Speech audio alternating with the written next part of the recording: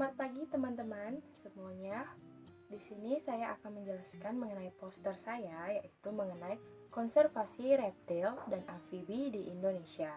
Konservasi amfibi dan reptil di Indonesia ini, yaitu objek konservasinya adalah buaya, kadal, kura-kura dan penyu, kodok dan katak, serta ular.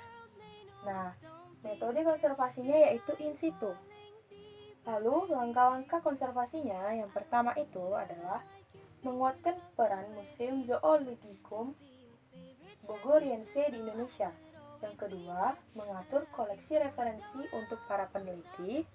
Yang ketiga, menyediakan basis informasi berupa buku-buku tentang reptil dan amfibi. Lalu keempat, mempublikasikan informasi mengenai reptil dan amfibi yang dilindungi kepada seluruh masyarakat. Yang terakhir, membangun taman nasional. Lalu, konservasi ini mengenai amfibi dan reptil. Mengapa dia dikonservasi? Karena para peneliti mendapatkan informasi bahwasanya di Indonesia ini masih banyak yang mengeksploitasi reptil dan amfibi untuk dipakai kulitnya, dagingnya sebagai konsumsi domestik. Nah, di sini saya akan menjelaskan daripada grafik yang ada pada poster saya ini. Yaitu yang pertama tentang buaya. Buaya itu di mana data yang tidak dievaluasi ada 3 spesies. Lalu untuk spesies yang masuk kategori kritis itu ada 2 spesies, dan yang masuk ke kategori rentan itu ada 1 spesies. Lalu masuk kepada kadal, di mana kadal data yang tidak dievaluasi ada 2 spesies.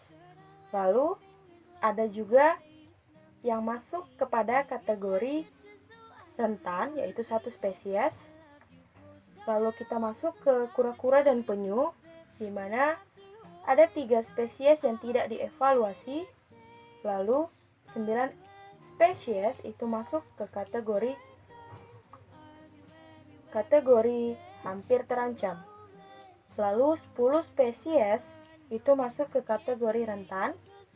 3 spesies itu masuk ke kategori resiko rendah. Lalu ada 7 spesies itu masuk ke kategori kritis atau CR. Nah, masuk ke ular, di mana ular ini ada 2 spesies yang tidak dievaluasi.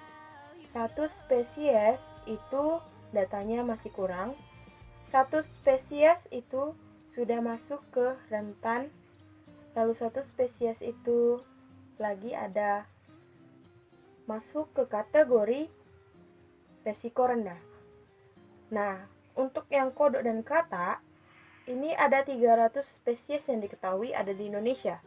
Namun, seluruhnya itu masih belum dievaluasi data-datanya. Nah, begitu saja penjelasan saya mengenai poster konservasi amfibi dan reptil di Indonesia ini. Semoga bermanfaat bagi kita semua. Terima kasih, selamat pagi.